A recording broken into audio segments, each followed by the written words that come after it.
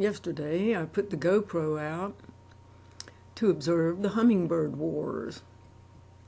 And these are some captured video frames that I got of the collisions. In order to do this, I patiently uploaded the original video and edited the clips that had the hummingbirds colliding. And after reviewing the first video that I made, I learned that I should not put transitions on there because that made the pictures fade. So the second time around, I went and edited out all the transitions. I also slowed it down times 0.25. That way it's easier to catch the one frame.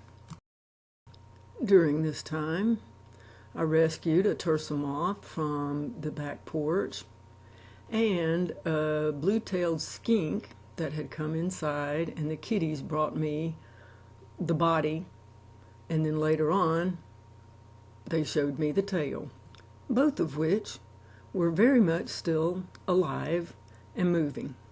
As a matter of fact, the first thing the little skink did when I put it on the front porch was take a poop. You know, my kitty scared the shit out of it.